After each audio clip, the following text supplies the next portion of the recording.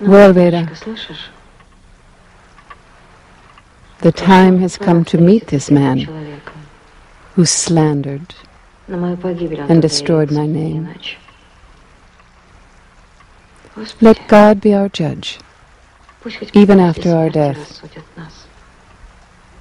You know how painful it has been for me to have such a blemish on my name.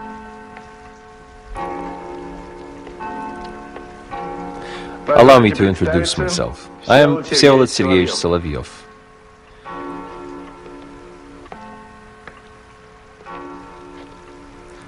The philosopher Vladimir Solovyov was my younger brother.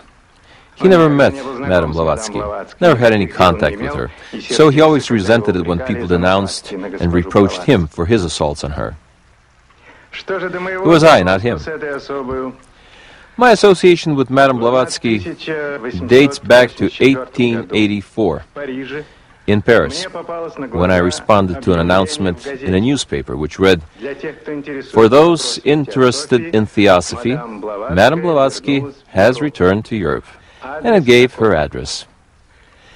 By then, I had heard a lot about the wonders and miracles she performed.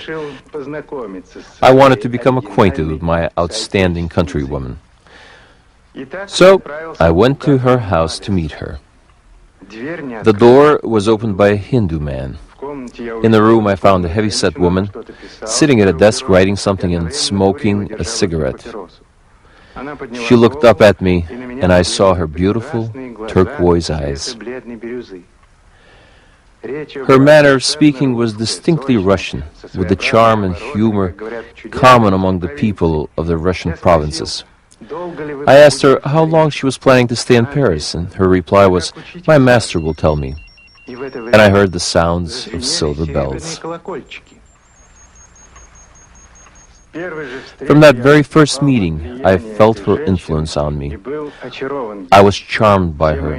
I can only explain my subsequent contacts with her on the basis of hypnosis and the extraordinary psychic pressure that I was subjected to. Today, I am totally against all that theosophical heresy, and I warn everyone who feels inclined to study anything about theosophy or its founder to be extremely careful. Everything about it is a lie, a deception, a fraud. Mr. Solovyov had contact with my sister during a few weeks in Paris, a couple of weeks in Nuremberg, and a few days in Aberfield. There was no Theosophical Society in existence in Europe at the time, and no translations of Theosophical literature into Russian. So Mr. Solovyov could not possibly have read anything about her philosophy because he did not speak English, as he admitted to us himself. Then, how could this man judge a woman about whom he knew so little, and even less about her cause and what she stood for? I had reason for telling you that I spoke no English. I wanted to be able to listen and spy on everything that took place in her house. I had to play the friend of Madame Blavatsky in order to gather the necessary facts for my future denunciations. I had some suspicions about her even at that time. For example, I suspected the story about Madame Blavatsky's teacher, a certain Mahatma Moria. Once, after I returned to my home from one of my visits to Helena Petrovna, I felt very tired and had to lay in bed to rest for a while. Suddenly, I opened my eyes and saw a man sitting in front of me. He looked like an Indian and had beautiful but sad black eyes which looked straight at me. I had the impression that this man was absolutely real, not a spirit or a ghost. The visit lasted for some time, and we engaged in a lengthy conversation, at the end of which Mahatma told me, "Tomorrow Madame Blavatsky will prove to you my reality." Then he disappeared. The letter he left you saying, "I was here, but who can open the eyes of those who do not want to see?" That was no proof. You simply hypnotized me. She filled me with false ideas. Maybe I was overly enthusiastic and mistaken. I was too young at the time. But anyway, I can prove that everything she did were deceptions and simple hypnotic practices. How can you prove it? What about the experiment with the psychic reading my sister did of that letter? You described it in an article in Rebus magazine. You wrote yourself that everything concerning such phenomena was absolutely real, that there were no lies in it. You wrote, I checked everything myself. Tricks and lies would have been impossible. Quite frankly, I am very surprised with Solovyov's wish to forget everything about Madame Blavatsky, as he said. Why didn't he? In fact, why didn't he do so? Who prevented him from doing so? Why did he go on to publish his book in which he called my sister the greatest liar and trickster of our century?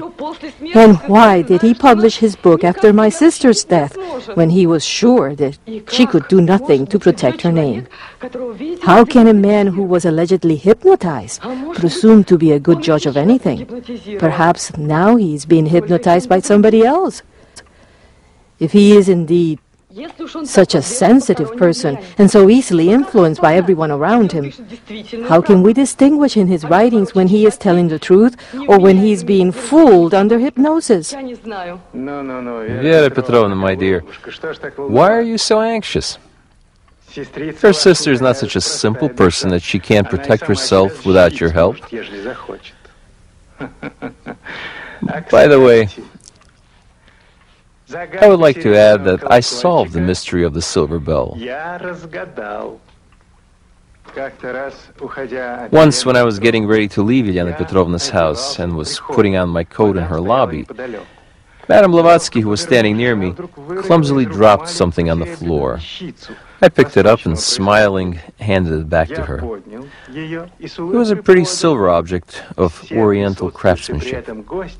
All the guests present noticed that she was quite embarrassed by the incident. What a strange man, totally obsessed with this petty matter of the silver bell.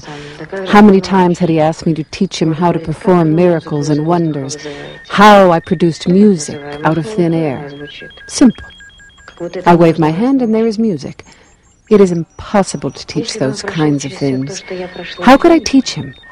Had he been able to learn from all my experiences in India, perhaps he would have been able to do such things.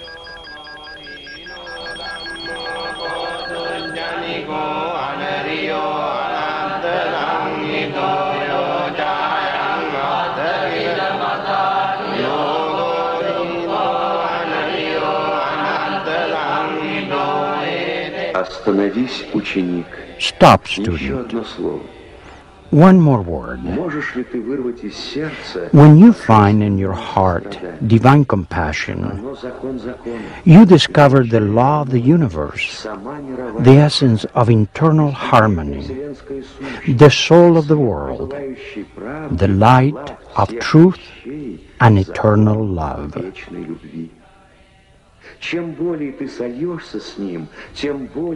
When you walk the path of nature, your soul is transformed into perfect compassion.